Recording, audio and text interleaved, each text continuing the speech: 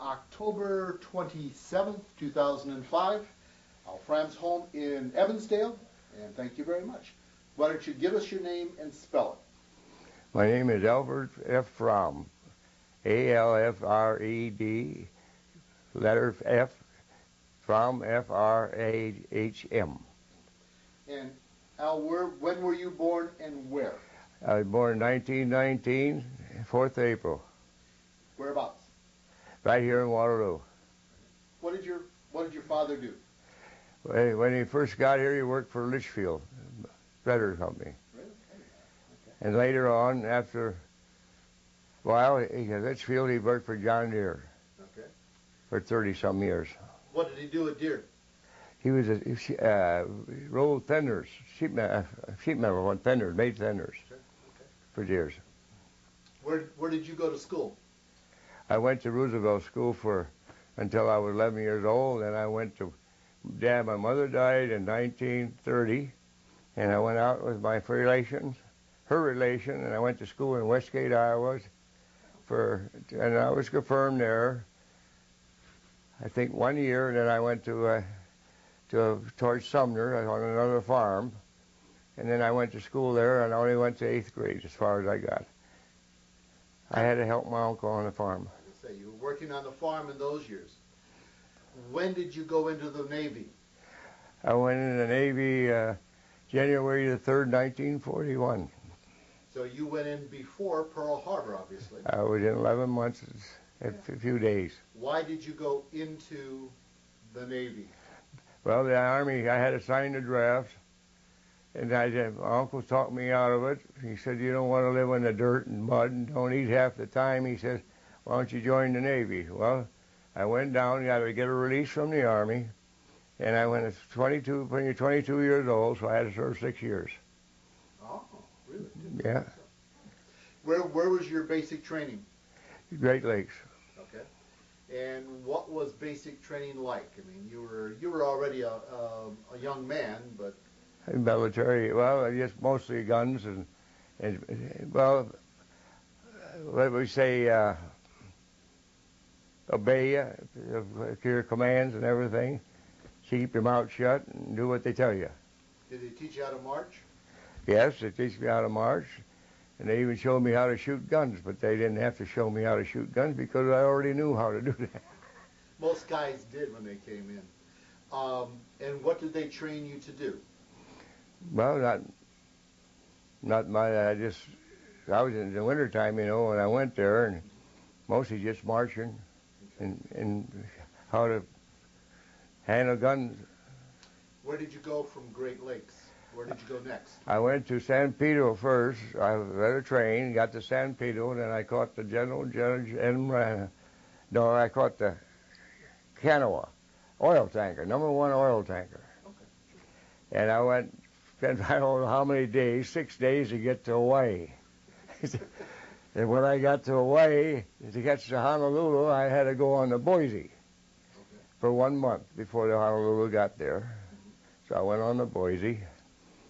And then when I got back on the Honolulu, and one thing, after we got on the Honolulu, about 4 days, I had a young kid that just 17 years old.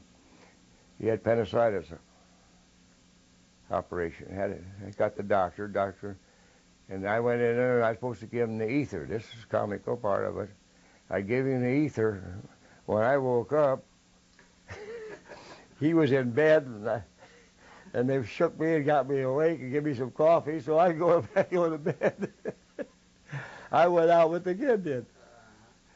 What was your job when you finally got on the Honolulu? Well, I was on deck, just a deck job. Seaman? And then I worked with 5-inch 25s, was my job there. And then when I was in Pearl Harbor struck, I was a mess cook. I worked down cleaning the tables and stuff like that. And that was my last day, December 7th. After that, I was on my 50 caliber. I got a 50 caliber machine gun. Let's talk a little bit about the ship, the Honolulu. Where was it built, and there were some special things about it. It's all in there. I can't remember where it was built. Okay, but it was named after the city. It was Honolulu people had a drive, and they built the Honolulu ship. I gotcha. I understand. Yes. Okay. And so it was special to them. It was special to them. Yeah. How many months were you on the Honolulu before Pearl Harbor? I got on my day of my birthday, April the 4th. Okay. So, how many months would that be? 6 months? Yeah, I mean more like seven or 8 months. Yeah. 7 months, yeah. Okay. All right. So, where did you go when you were on the Honolulu before the attack on Pearl Harbor? Where did I go? Yeah. Where was the Honolulu assigned to? Well, it was specific there. Okay. Out of that area, yes.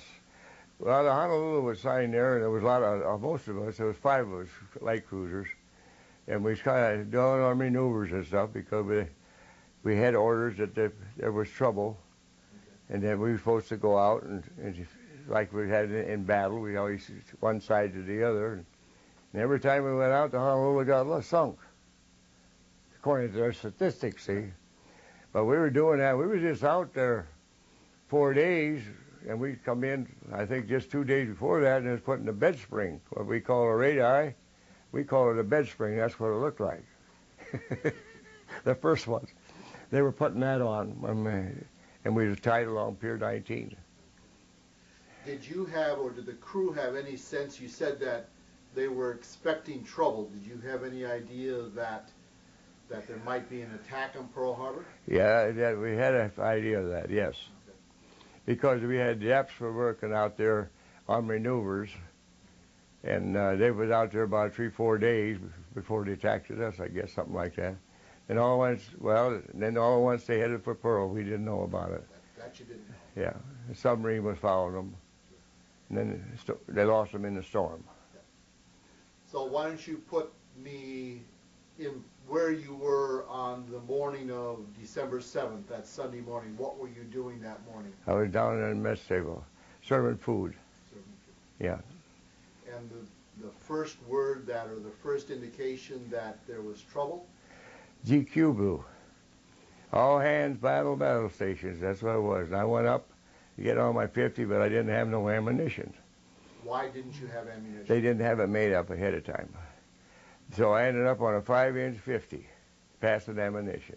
We set the fuses, and then we passed it out. And we got 1 airplane. Very good. Yeah. Then I went out. They got some ammunition for me on the second wave, and I went out of the door, and they shot, and they knocked me backwards. That's why I lost my hearing. Okay, now let's stop and let's go back to the first wave for a moment. When you got up on deck, what did you see? The first thing I did, an airplane flew over with big red circles right over the top of us. That's the first thing I seen. I said, "Be goddamn the Japs in here." They was bombing the Marine Air Base. That's what it was. See, the Marine Air Base was over here, and they flew by right over the top of us. They didn't even, they just ignored you. They didn't bomb you. No, yes, we got 1 bomb. Okay. We got a 500-pound bomb. Okay. Where did that hit? It hit forward of the bridge, where the 5-inch 25 magazine was. And how much damage did it do? The thing out, you could drive a semi through it. Carried all the ammunition out. It was all bent out of shape and everything. It didn't go off. I say, why didn't it go off? Your fixed ammunition is in a case, so they can run up these tubes. So you send it up a tube, and then you take the ammunition out. Then you take this tube and you throw it over the side. That's the way it works. And again, tell us where the Honolulu was berthed. No, I don't remember. I have to look it up in the book here. You said you were on Pier 19? We was at Pier 19. Okay. Who was next to you? I think the St. Louis or the Phoenix. Okay, maybe I have it here. It's in this book. It looks like the St. Louis was next to you. Yeah, St. Louis. Right, okay. And there was a heavy on the other side, and I think it was a Vincennes. Okay. And so Battleship Row was a little bit away from you. Oh, yeah, it was about, pretty near 3/4 of a mile from us, half a mile, yeah. So the first wave went over, and you were able to You did get one hit on the Honolulu, but that was it. Yeah, we got hit on the first wave. Right. And the other bombs held in between. And the first thing they come in, they bomb the airfields, get the airplanes. That's the first thing they got. They got the airplanes. Then they started, and then they come with their torpedoes to get the ships, battleships, only. The Oklahoma, I think it was hit 6 times, and California was hit 3 or 4. Yeah. And then there was another one ahead of that. Yet I can't. That battleship row, I got. That's okay. We'll check it later. Yeah, it's all in there. And what were you, when you were on the gun, you were just firing. What else did you do during that first wave? That's all I did is pass ammunition for the first wave. And then they come out and call me on the phones to get up on my 50 caliber. So then I went to my 50 caliber. Okay. On the port side. I was on the port side after mass, up above Dick. What could you see when you went up there? Well, I could see everything. I see the planes flying up there, diving, dropping bombs, strafing everything they could shoot at. Then I seen it's hard to, I think it was the last wave or the first wave, but it was the second wave. The last of the first wave, or either the first or the second wave, put the bomb down the Arizona. I ain't remember anymore. It was 5 bombers. All 5 of them dropped their bombs, and one of them went down the stack, and I didn't know. And it went up 3 times. It went up 3 times? 3 times. Boom, then boom. Then when the powder went off, it just picked it up like that. Down it went. It came down and then straight started sinking right away. Yeah, it went right down. She was broken too. Yeah, she was just bent up like that, and then she went.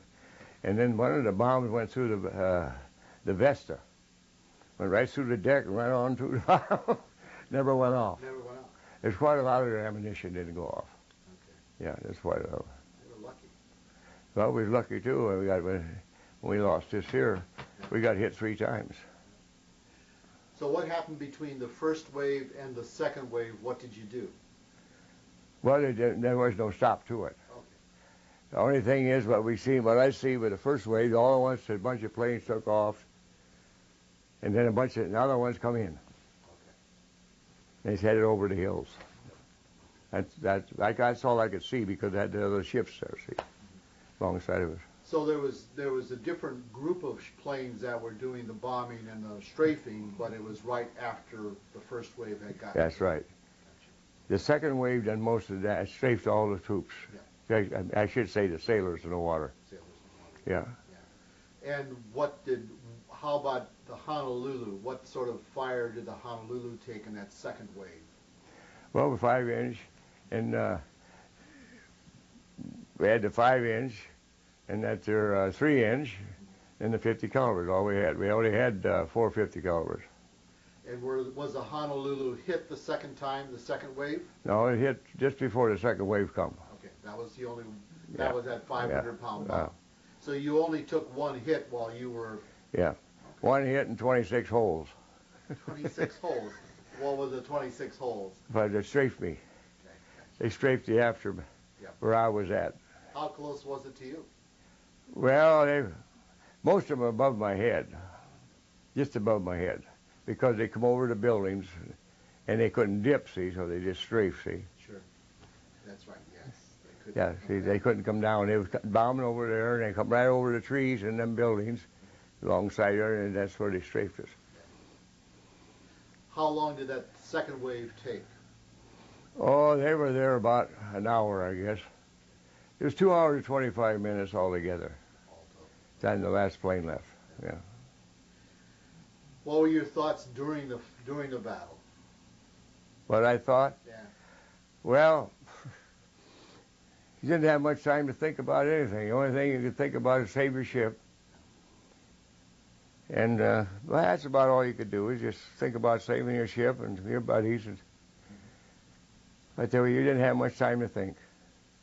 What about when the last planes left? What did you do? Well, then after that, well, they took me on and they run me on security. I carried a rifle and belt of ammunition. And we took we had the workers on putting this bed spring, what we call the bed spring, on a radii on. We had to escort them over to the building to get and bring them back. So everybody, all the workers were escorted. And that's what they had. We couldn't do anything else because we were dead in the water, see. How long before the Honolulu had power to move again? Well, they took, see, we sat there for, let's see, the 7th. We went in the 22nd, we went into dry dock because Boise went in ahead of us. We had to get the Pennsylvania out, and the Boise went in, and she was dented because the Okolala was towed alongside of her, so they fixed a dent in her. And then we went in there, I think we went in there, I ain't sure, but we went in there sometime in December. We was in the dry dock 5 days to patch that hole up so we could go back to the States and they could finish the job in the States. Yeah. They just fixed you up so you could They just patched the hole up. Gotcha. The power didn't get hurt by the bomb. Everything was forward, see. Okay. Yeah. How many losses on the Honolulu from the bomb? None. Very good. We didn't lose no men till the Philippines. We lost 146.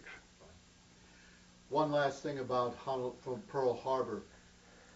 Most of the men that came off the battleships that had to swim through the water, but that was quite a ways away from you. A long ways, long way. They all went to the island. Yeah. Nobody abandoned ship off the Honolulu then? No, none of us did on there. Yeah. Once you finally had a chance to sort of sit down and think about what happened, what went through your mind? Well, that was kind of I don't know just what to say about that. A lot of things went through my mind. I thank God that I was still alive. And then to do everything in our power to get ourselves back and help everybody out. We had to help a lot of people out, a lot of sailors, and then these poor men that were working on the ships. They had to watch them at night. You know, they had 3 shifts, and one night I had the night shift. He stuck one of the guys in the stomach, put a little hole in there with a bayonet. They all had bayonets. Oh, not me though. I didn't have a bayonet. So later on, I hit the Marine in the head with the back of the gun. Yeah, I didn't like that. He got too rough. He didn't have to be that rough. He seen us guys with him. There was 2 of us with him, with one man. They send 2 guys with one man. See, and when we had, that's all I did then. I had 8 hours of that. I take them back and forth. Then we changed shifts. Sometimes I had 2nd shift. Sometimes I had 3rd shift. And then I was having day shift. But now the comical part about this, it's a kind of a fake story. Anyway, they had what we call a geese dunk stand, or geese dunk. And you could buy ice cream and candy bars and a sandwich or hot dogs or something like that. And we was over there, me and Red, I can't remember his name right now, Willis I think it was. Anyway, we was over there getting one of these little dippers of ice cream. And we leaning against one of these here boxes where they stored their ropes and stuff, tools and stuff in, but working on ships. And I was leaning against there, and I felt something moving, and I said, Red looked over at me, he said, God, that box is moving. He said, I think there's somebody in there. So we've opened the cover up, and there was 7 in there. 6 men and 1 woman. And they were in there 4 days. So we opened it up, and oh man, that was bad. That was bad. Anyway, right away we reported it, and they helped them all out, got them out. They thought they got grounded, or they didn't know where they were at. See, but that was about the comical thing. You know, there's some good things and bad things. That kind of thing. So you went back to the States for the final repair. That's right. How long were you in stateside, and when did you go back out to the Pacific? We went out. We got that. When we left there, we took I think it was 5 ships, and we took Navy wives and a lot of civilians back to the States. We had 5 ships we escorted back. We escorted back to the States. And then we was in Well, they put the 40 pom-poms on us, 20 millimeters. I ended up with a 20 millimeter. They took my 50 away from me Okay. and gave me a 20 millimeter, and I was on the boat deck then. Yes. And God, I can't remember how many days we left. I think we left the States January. We was there about 2 weeks or more. About 2 weeks. Left it there in January, and then we escorted a convoy to Australia. Okay. And we landed troops at Christmas Island, that's American Island, and America Samoa. And then we jumped 2 ships off at British Samoa for supplies. Then we went to Melbourne, Australia. We spent 30 days, 32 days, I think, to get there. By stopping, making it. We went 15,000 miles. We had a round Japanese, see, round trip. And then we come back, got loaded again, and got picked up some more ships and supplies, and we landed in New Caledonia. We landed troops in New Caledonia. We beat the Japs there by 24 hours. Okay, I would say now that was a real contested area. That's right. Pretty touchy. Yeah. And that's when they had that big battle there too. Were you part of the battle, or you pulled off? Then they pulled us out after we seen part of that Japanese airplane. Then they pulled us out. 2 days later, we took off, and we went back to the States. No, we went to take it back. We went to America Samoa because a submarine was bombing that airfield they was trying to build there. So we pulled in there with our tin cans, our 2 tin cans. And then we set the cruiser off so if this submarine come up again, we could pick him up with a radar, then we could shell him. So we said we was on watch 24 hours a day. Did you ever find him? Did you ever find a sub? Sub left. We spent I think 3 days there. He never come up. He come up every night and shoot at that. Yeah. You know, it trying to destroy that. Yep. Then we left, went back to the States, and got back to the States, and they took. The pom-poms off, we give it 40 millimeters. And why don't you explain why they call them pom-poms? Because that's what the British used. They're pom-poms. That's what they called them, pom-poms. They were 37 millimeter shell. And when we had our ones that the other ones was 40 millimeters. And they were a little different. And pom-poms, well, I know that's what the name of them was. Pom-pom-pom. Then they put them on us and we took a convoy to Alaska. Oh, really? Yeah, we went to Alaska, took convoy, mostly supplies and stuff, and we took some troops too to land on this one island. We put an airfield, I can't think of the name of the airfield, I'd have to look it up, and we take one of the cruisers, 2 light cruisers, would escort a ship over. Then we bring the ship back, and another ship, the other cruiser would take it over, the tin can, and bring it back.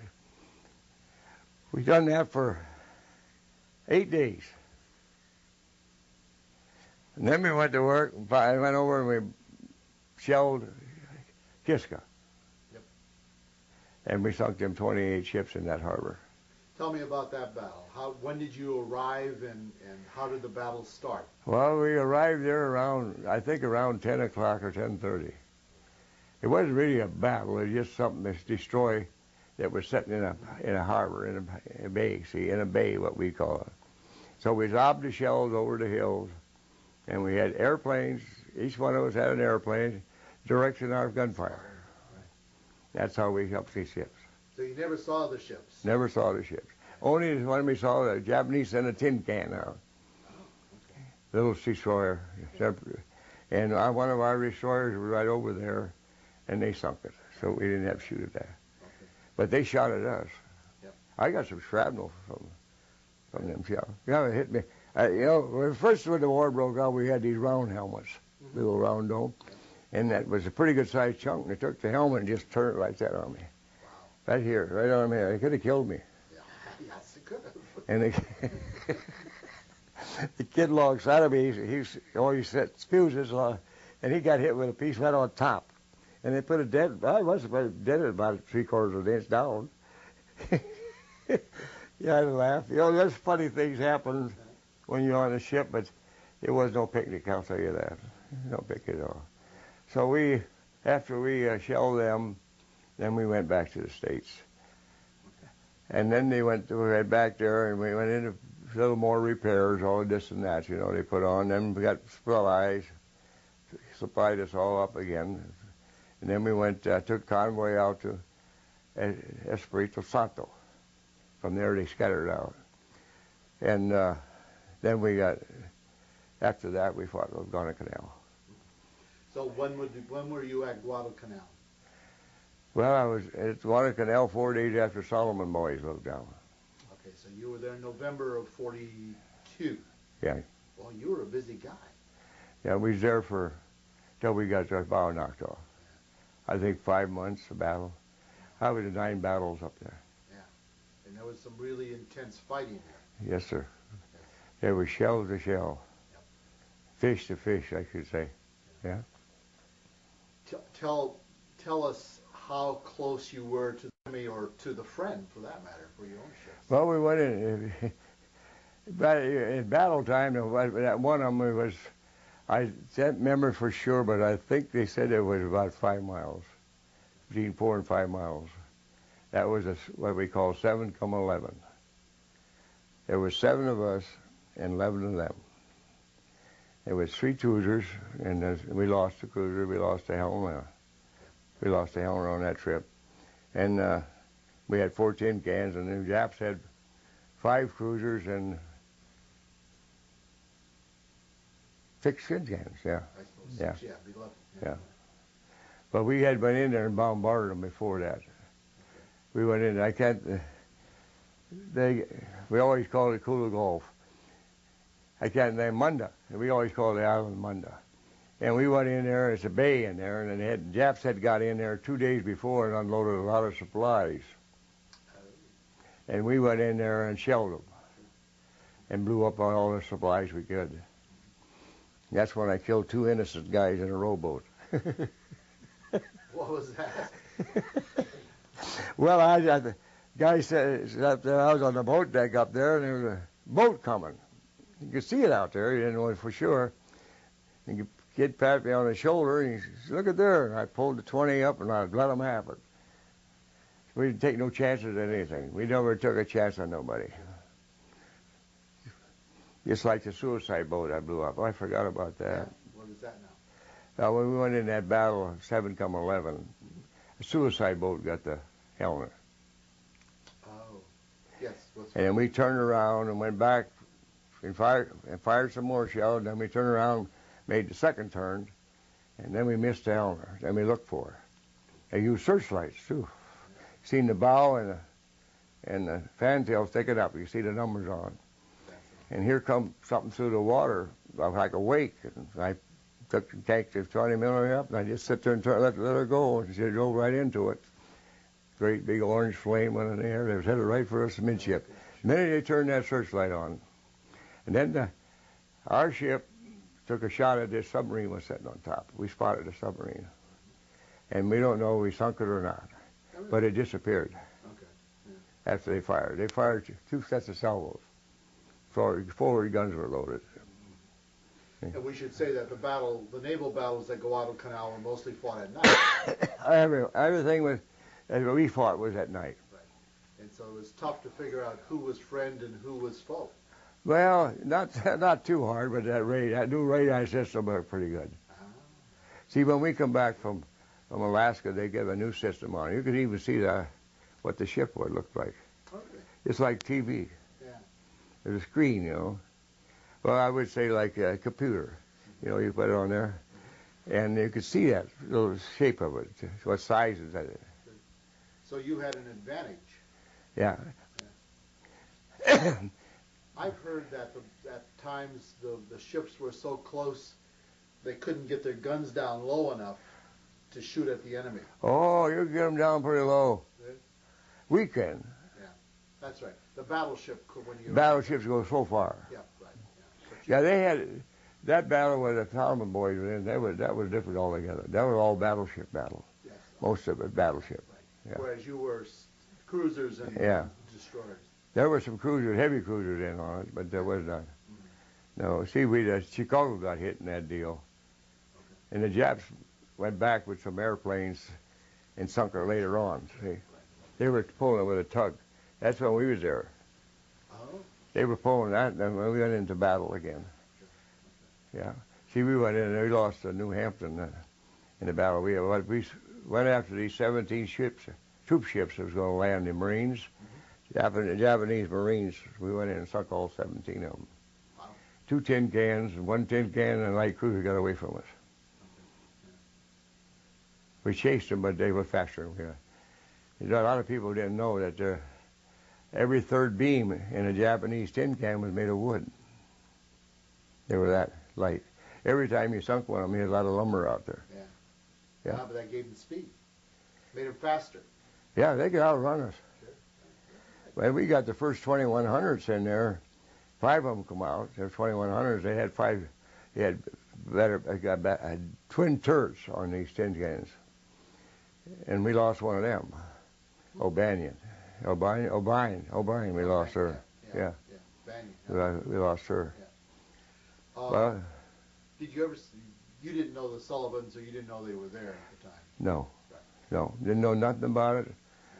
I don't think I'd heard anything about it till I come back home. Hard to say that. Yeah. What did you do after the Battle of Guadalcanal? You got hit at the Battle of Guadalcanal? Yeah, off of Guadalcanal. Right. Why don't you tell us about that when the Honolulu got hit? Well, see, the Japanese had 9 tin cans and 1 little cruiser, and we had Aussie ship, 1 Australian little cruisers with us, and then there was us and Honolulu, and what was the other one? New Hampton. We both got our bow knocked off then. They stuck in on us, these tin cans. They were so close the fish would ignite. See, they got a prop in them. One goes one way, one the other, tightens this thing up. And they were so close. I didn't see the tin can, but I seen the fish. And it hit big boom. They all hit the deck. Nothing happened, so we got up on our gun station again. Pretty soon I heard somebody in the after, hey, I got a torpedo in the fantail. And that stayed with us for 23 minutes. Vibration finally shook back out again. And our airplane storage place for the airplanes that we had down there, we always had 2 in the hangar deck, see? And I don't know how much water was there, about 2 or 3 feet of water was there. But that didn't go off either. So you had a torpedo that came in but didn't fire. Didn't ignite. It was so close. Yeah. We had 6 fish thrown at us, and the skipper took this 1 fish and let the other 2 go by. He turned right into it. See, we was making 27 knots. Yeah. And that's how I got hurt. What happened when the torpedo hit? Well, I tell you, it does just back you stalled you, right? Like you hit a stone wall. And then I got up, and the ship pitched the ship up, and then when it went down, a wave of water come over and knocked me against a 20 millimeter ruddy box, and that's how I got my back wrench. Gotcha. And I'm having trouble, a lot of trouble with it lately. That's why you got that. Yeah. That's right. What happened after you hit the box? Was the battle continued? Didn't it? I mean, there was still fire. The battle was after that we never fired anymore. The Japs got away from us. Okay. Our tin cans were the only one. 1 tin can got hit then too with a torpedo, and in the back they lost some men in there, and we didn't lose no men. And New Hampton lost 93 feet, and we lost 92 feet of our bow, and they lost the bow too. They took 1 in the bow too, and they took 1 midship too, and they didn't go off either. My goodness, there were a lot of torpedoes that didn't fire. There was, I think, according to statistics, there was 9 that thrown at us. Wow. We missed most of them, see. And I don't. It's in that book anyway. When you see them coming, how fast do they travel? Well, they travel pretty good speed through that water. They keep picking up more and more speed all the time. See, that prop's going off. See, that's alcohol runs them. That's where they get their steam from. Yeah, sure. That's what started them up. This is rotary in there, see. Yeah. Once you had gotten hit and the battle was over, where did you go for repairs? Esprit to Sandal. And that's where they cut the bow. cut the deck off, I should say. The bow was gone. They cut the deck off right up. They cut all this off. See, this is the top. There's a change and everything. Turn it like this. There's a change there, right there, both changed, and that's the top of the deck of the bow. Right. And then they cut all this off and put a dum-dum nose on it with half-inch steel plates. And that's how we went back to Honolulu.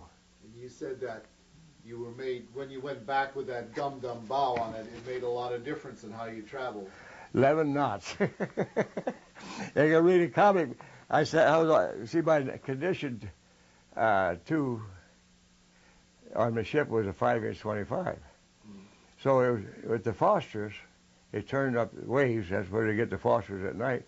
I went over to the what we call down the gun shield, and we hold it over the side and read comic books. 12 o'clock at night. And why don't you tell us what a Foster is? What's that? Fosters? Fosters, yeah. It's in the ocean, a lot of it. But you stir it up, and then it shines. The airplane can pick you up above, too. Yeah. It makes that much bright. It's that bright. Yeah. Especially with a dum-dum nose on, you could really see it. Oh, man, we made a wake a mile wide. How long were you in Espiritu Santos to get your repairs done? Well, I don't remember for sure. I think we was there about 8 days before they got it all done. Okay. And, that's where I went down with a helmet on and held the welding rods. They use welding rods to cut the metal off, so I went down with one of them helmets. Well, I had to try something. That's all you had, just the helmet, and they strap it on you, And then I held welding rods to the guys where they cut the How long could you stay underwater that way? Oh, you could stay in the water quite a while. Yeah. You could stay. We most Jenny went down, we stayed down an hour. Stayed down there an hour, then we come back up because you're down there, well, it ain't too awful deep, but just the water kind of shrinks you up a little bit. Yep. Yeah. We go down, we took turns going down. I went down twice. And after that, I didn't go anymore. A lot of them wouldn't do that. They wouldn't go down fish. Yeah. Oh, them dang sharks you fly. While you look around, you see sharks, fish, and everything, From Espiritu Santos, you went back to the mainland for more repairs? We went back to Honolulu, okay. And they had the bow built. They cut all that off in dry dock and put the bow on, welded it all back on again. Then we went back to the States, and that's when I met my wife when I went on vacation. But anyway, we went back to the States, and they took all our 6-inch guns off because they're all burned up, and replaced brand new guns on our ship, on the whole ship. We had paint burned off about 5 foot, 6 foot off the end of it. It got that hot. Pretty soon gun gets warped, and they don't travel. See, now the new guns had sleeves in them, but the old guns didn't. So they had to take them off. Yeah. And once you were out of dry dock for the last time, you went back to the Philippines, you said? No. I got off the ship. I went back to Honolulu. Okay. And then I got shipped off. Okay. They shipped me off for new construction. I thought I was supposed to be for the States. When I got hurt, I was supposed to stay in the States, but they sent to work and sent me on a baby flat top. Guess what I got? Salvo Island. I made one trip with it. And welded all the holes, the ones that they didn't get done, they were welding the holes down below shut so we didn't sink. We took 105 airplanes for replacements to Espiritu Santos. And I come back to the States to Alameda, and that's where the doctor shipped me off, kind of my back and my stomach trouble. And then I spent 11 months at Alameda. Wow. And I worked for security. Yeah. And then the Prickett went to Fellow, Nevada, and then he went to work and got me transferred with him. He was shipmates. We were shipmates. Him and I were. See? Oh, okay. So I went to Alameda, Fellow, Nevada, and I had the colored guys, control the colored people. Doing what? What were they doing? They work people. Most of them all worked in the air stations, and they worked between barracks, and then they had a million jobs for them. Sure. And the yard, that they all had a job. Okay. Yeah. And when did you get out? I got out January 20th, 1947. Boy, you got your 6 years in, didn't you? 6 years and 18 days. They lost our records. Now that was comical. I was sitting in that dang old island, man, Mama. Anyway, we was there, and there was 128 of us. I think 128 or 29 of us was supposed to be the first one shipped out. Discharged. We all running over our time already, see, and they mislaid our records.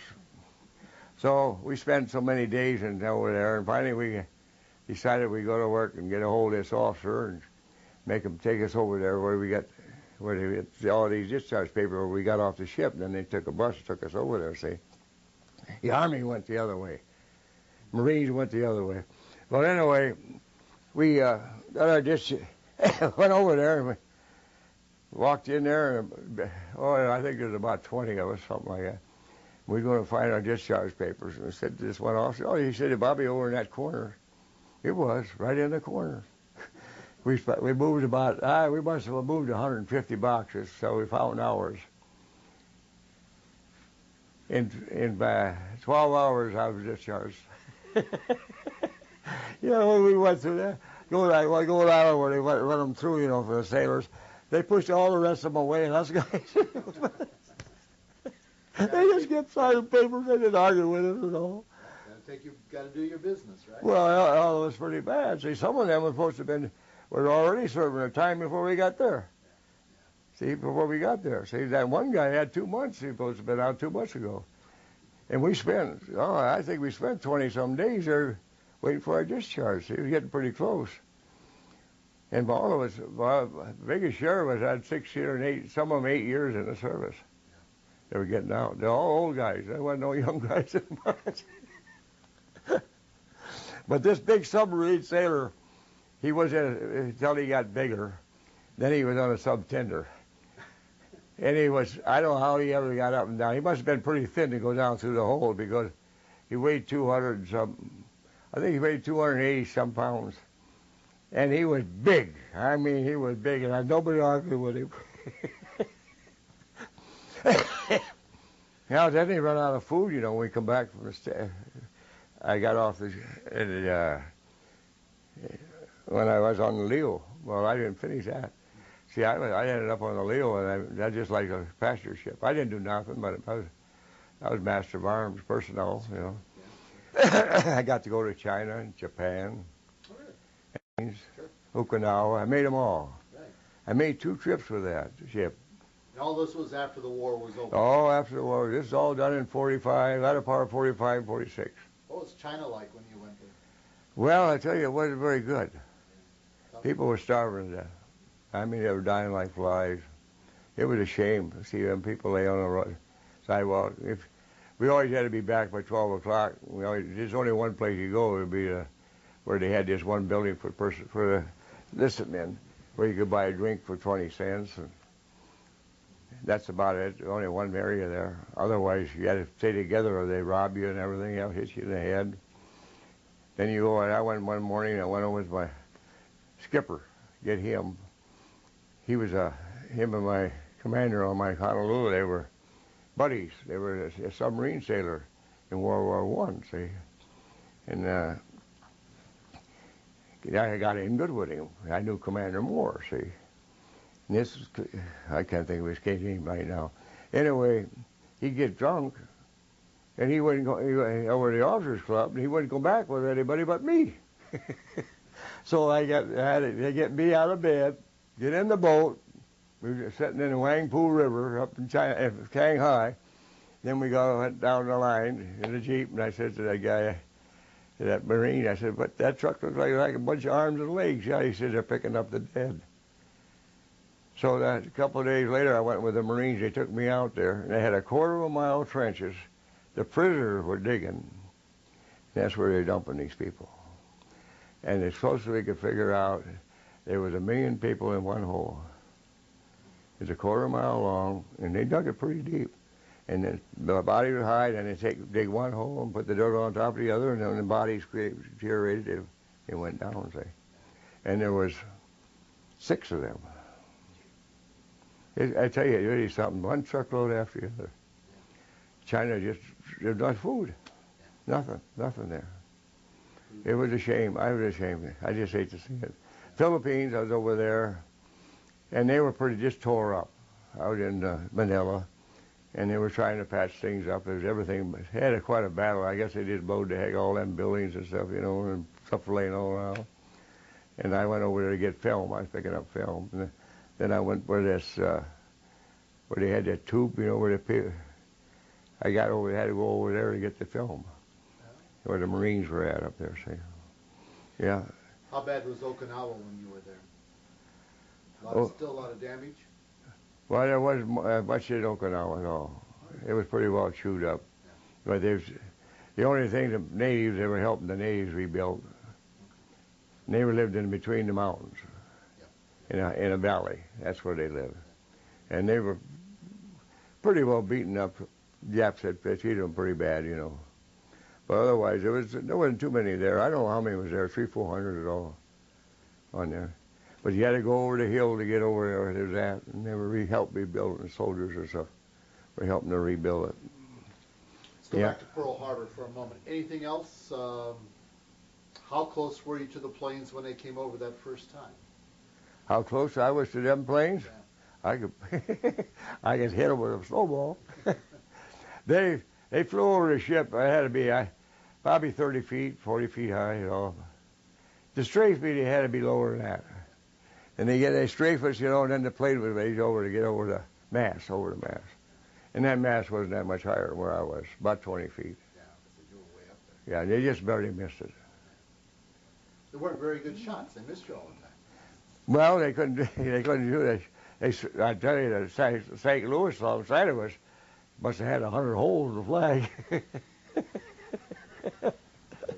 I looked over, that flag was just one big rag.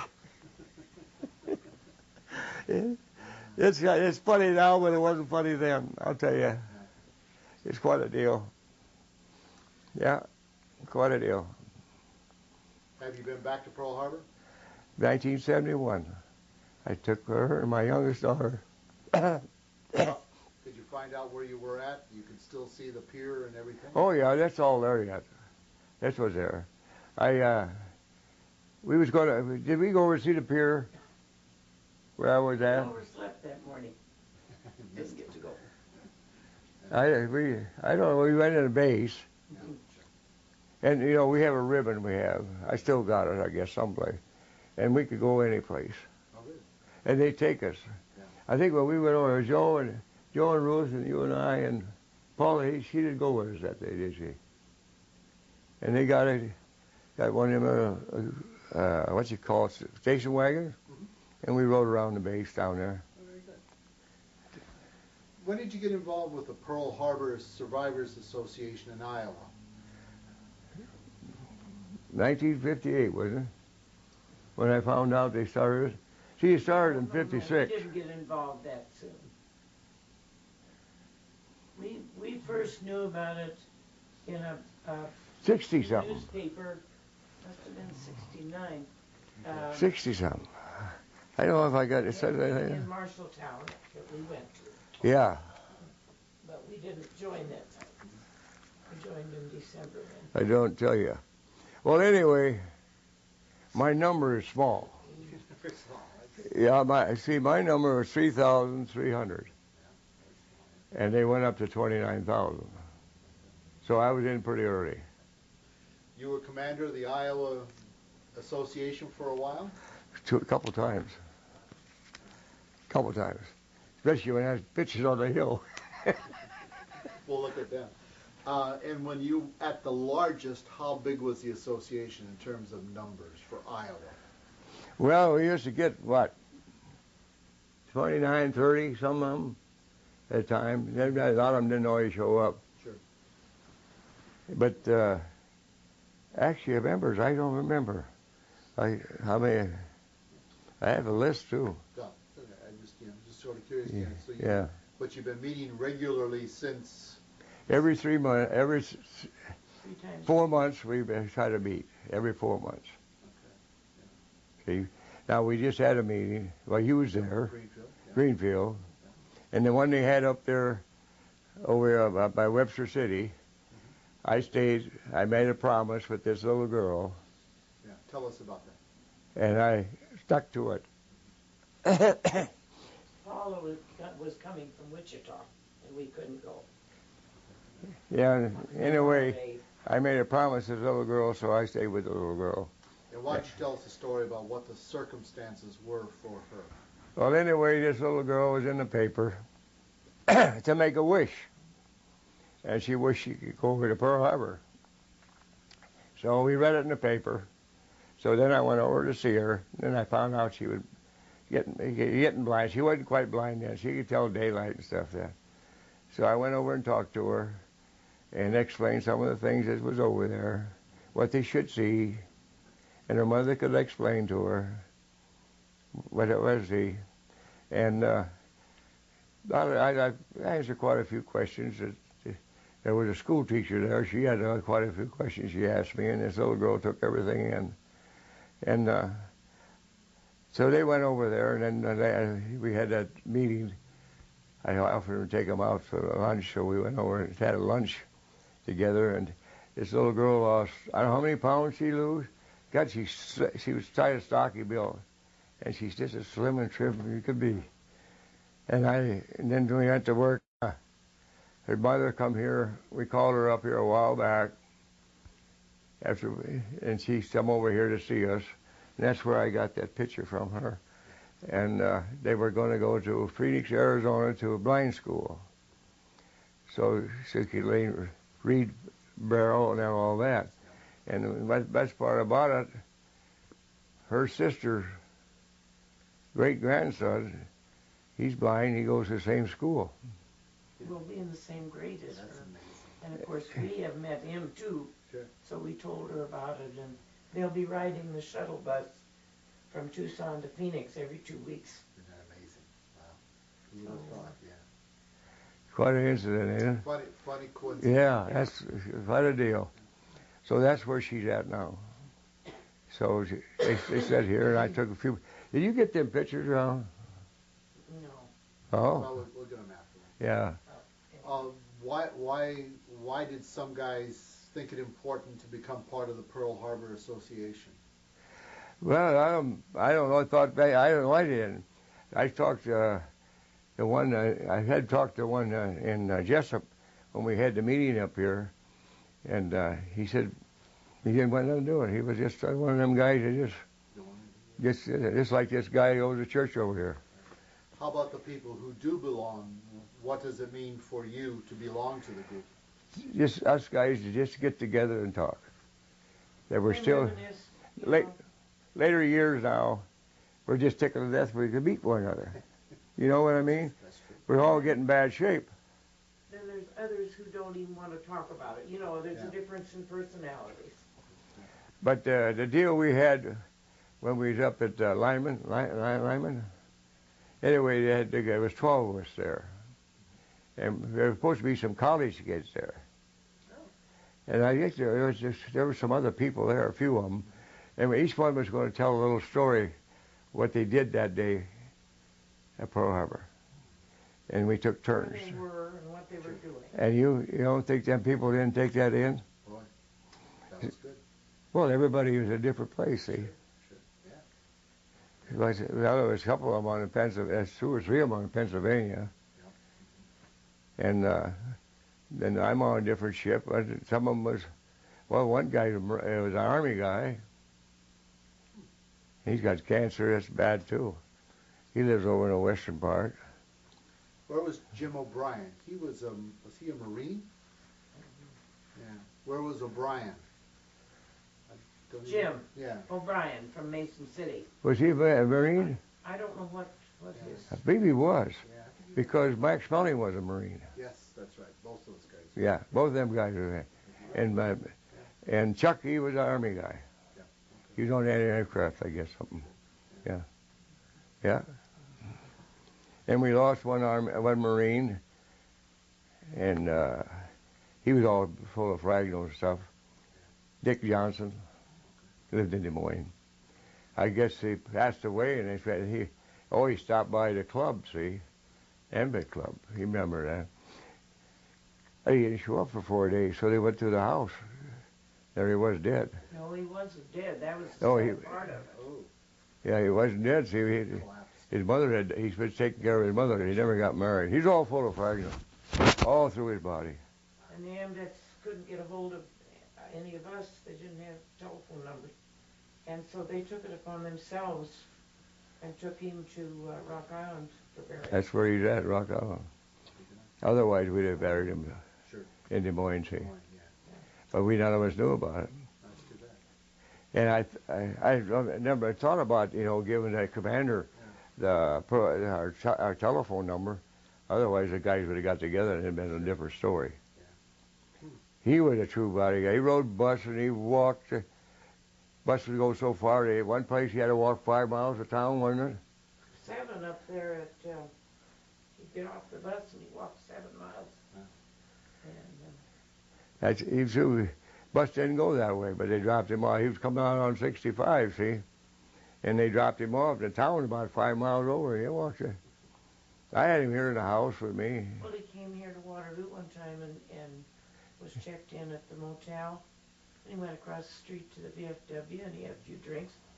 And they thought he was drunk and got him over at the motel. Come to find out he'd had a stroke. And when we had our meeting there, he was up in a room. We didn't know it. We didn't know it, 3 see? days he was.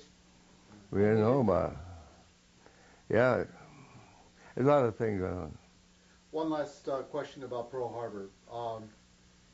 How long was it after the attack that you had a chance to sit down and write about it or call somebody or tell somebody that you were okay?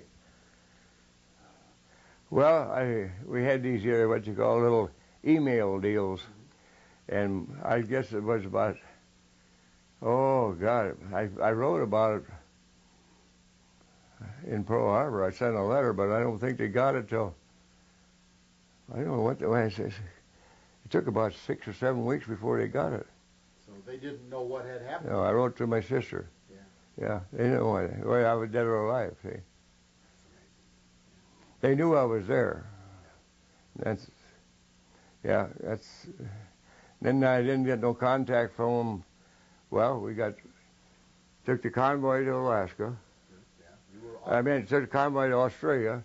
We come back home, then we went to Alaska. Then I come back home again to America, and then I went out to Espiritu Santo. I finally got my letters. Yeah, sure, that's right. You were just gone. Yeah, I was gone. That stuff was just chasing us. None of us got any mail. There was no way to telephone anybody. Sure.